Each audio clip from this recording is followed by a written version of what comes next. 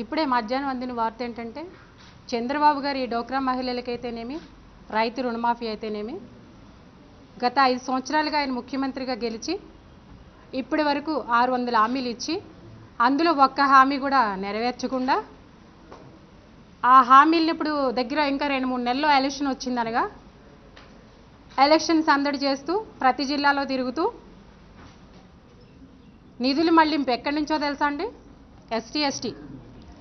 ST ST corporation sub plan నిధుల్లో నుంచి మళ్లించి ఆయన ప్రకటించబోయే 30,000 కోట్ల నిధులకి ఎస్సీ ఎస్టీల నిధులను వాడుకోవడం ఎంతవరకు న్యాయమని ఒక ఎస్సీ మహిళగా నేను అడుగుతా ఉన్నాను.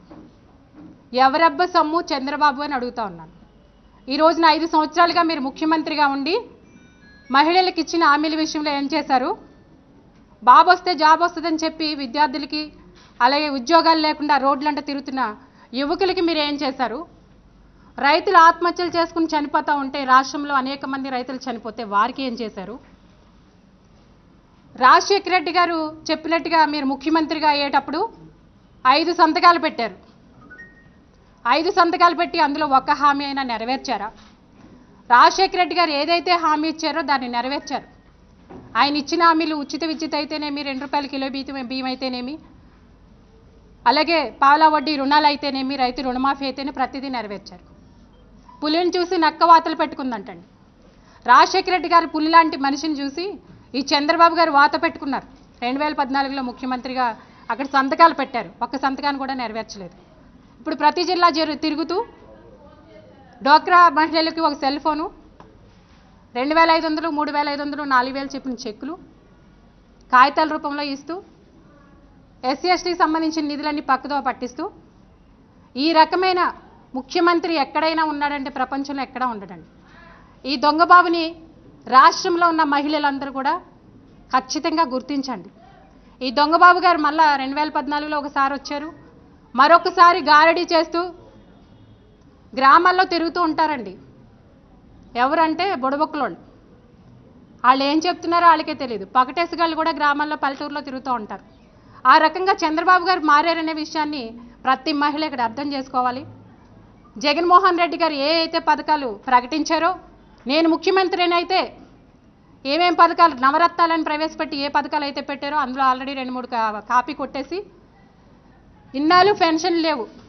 ఒక్క వ్యక్తికి కూడా 33 లక్షల దగ్గర పెన్షన్ లేకుండా రాష్ట్రంలో అలమటించిపోతూ ఉంటే జగన్మోహన్ రెడ్డి గారు ఏదైతే నవరత్నాల్లో ప్రకటించారో దానిలో నుంచి ఈయన గారు 2,000 పథకం ఒకటి కాపీ కొట్టారండి. ఈయన కాపీ కొట్టడం మాత్రమే తెలుసు. రాష్ట్రంలో ఈ 5 సంవత్సరాలు బట్టి మలమల మాడిపోయిన రైతులు కనిపించలేదు, పుస్తులు అమ్ముకుని రోడ్లెమ్మటి పడిన మహిళలు కనిపించలేదు, తాగుబోతు భర్తలతో కొట్టించుకుని ఆత్మహత్యలు అయిపోయి పిల్లలు రోడ్లు పాలైపోతుంటే కనిపించలేదు, విద్యార్థులు ఫీజులు కట్టలేక ఆత్మహత్యలు చేసుకుంటే వాళ్ళు కనిపించలేదు. ఈయన గారికి సంబంధించిన నామినేని, కామినేని, ఇంకా రత్నేని అన్ని నేనీలు కలిపి రకరకాలుగా విద్యార్థుల్ని ఆత్మహత్యలు చేసి మినిస్టర్లు, ఎమ్మెల్యేల కొడుకులు పాడు చేసిన ఈయన ఎక్కడా కూడా స్పందించలేదు. ఇప్పుడు ఎలక్షన్ దగ్గర వచ్చిందని రోజుకో మీటింగు, పూటకో మీటింగు, గంటకో మాట, నిమిషానికో చేత చేసుకుంటూ తిరుగుతున్న బాబు జాగ్రత్త, ఖబర్దార్. ఈ రాష్ట్ర మహిళలేమి నీలాగా పిల్లి పాలు తాగుతూ ఉంటే నన్ను చూడట్లేదని అనుకోవట్లేదు. ఖచ్చితంగా నువ్వు చేస్తున్న మోసాలు, దగాకోరు రాజకీయం, నువ్వు చేస్తున్న ప్రతి పచ్చి దోపిడీ కూడా చూస్తున్నారనే విషయాన్ని మర్చిపోవద్దు. తప్పకుండా రేపు రాబోయే రోజుల్లో చెప్పులతో నీకు ఆహ్వానం పలికి ఓట్లు ఎలా వేస్తారో చూద్దరు. కానీ ఈ రాష్ట్రంలో ఎస్సీలుగా ఎవరు పుట్టాలని అనుకోరు, ఆడపిల్లగా పుట్టాలని ఎవరు అనుకోరు అని చెప్పిన నువ్వు ఈరోజు మాకు సంబంధించిన నిధులను పక్కదాಳಿ పట్టించడానికి నీకెంత ధైర్యం? ఈరోజున ఎస్సీలందరికీ పిలిపిస్తున్నాం, ఏ ఒక్కరు కూడా చంద్రబాబుని వదిలిపెట్టద్దు. ఊరు ప్రతి మహిళ కూడా ప్యాండీలు చల్లి స్వాగతం పలకండి. ఈ రోజున రాష్ట్రాన్ని దోచేయడమే కాకుండా ఇసుక మాఫియా, గడ్డి మాఫియా, మట్టి మాఫియా, ధన మాఫియా, అన్ని మాఫియాలు చేస్తూ ఆఖరికి కార్పొరేషన్ రుణాలను కూడా మాఫియా చేస్తున్న ఈ చంద్రబాబుకి మనమందరం కూడా స్వస్తి పలకపోతే ఈ రాష్ట్రాన్ని పక్క దేశాలకి తాకట్టు పెట్టే పరిస్థితిలో చంద్రబాబు వెళ్ళిపోతున్నాడనే విషయాన్ని ప్రతి మహిళ, ప్రతి యువక, ప్రతి రైతు గమనించాలని మీకు మనవి చేస్తూ ఉన్నాం. మన బిడ్డల భవిష్యత్తు ఏంటి, మన యువకుల భవిష్యత్తు ఏంటి? ఈ రాష్ట్రానికి రైతే వెన్నెముక్క అనుకున్న రాజశేఖర రెడ్డి గారు ఆలోచన ఏమైపోతుంది? ఇవన్నీ కూడా ప్రజలు ప్రతి ఒక్కరు గమనించండి. మాకెందుకు లేని ఊరుకోవద్దు, దున్నపోతు మీద వాన కురుస్తుంది కదా మనకెందుకు లేని అనుకోవద్దు. ఈ దున్నపోతు లాంటి చంద్రబాబుని తప్పకుండా మనం బుద్ధి చెప్పి ఓటనే ఆయుధంతో గట్టిగా వాడుకోవాలని మీ అందరికీ కూడా విజ్ఞప్తి చేస్తా ఉన్నాను. Thank you. చంద్రబాబు నాయుడుకి ఆ రోజు నుంచి ఈ ఆడవాళ్ళు కనపడలేదా అని అడుగుతున్నాం మేము. ఇక్కడ 4.5 సంవత్సరాల తర్వాత కొత్తగా ప్రేమ ఎక్కడి నుంచి పుట్టుకొచ్చింది చంద్రబాబు గారు మీకు?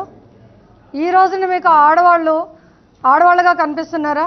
ఆ రోజు వనజాక్షిని రోడ్డు మీదకి ఈడ్చి కొట్టినప్పుడు మీకు తెలియలేదా ఆడపిల్లని? ఒక అమ్మాయి ఆత్మహత్య చేసుకుంటే తెలియలేదా మీకు?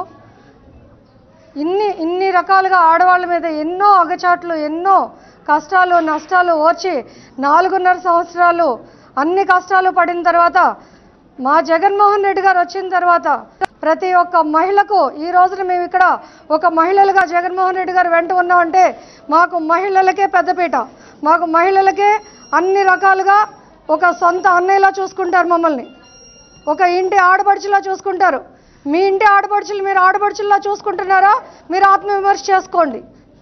ఇక్కడ ఎవ్వరు చెవులో పువ్వులు పెట్టుకోలేరు. మీరు అనుకుంటున్నారు ఏమీ తెలియదు, ప్రజలకు ఏమీ తెలియదని. ప్రజలంతా గమనిస్తున్నారు. 2019లో మీకు బుద్ధి చెప్తారు. ఇప్పుడు మీరు చూపించిన ఈ కపట ప్రేమ ప్రతి ఒక్క మహిళకు తెలుసు. మీకు ఓటు అనే ఆయుధంతో మేము బుద్ధి చెప్తాం.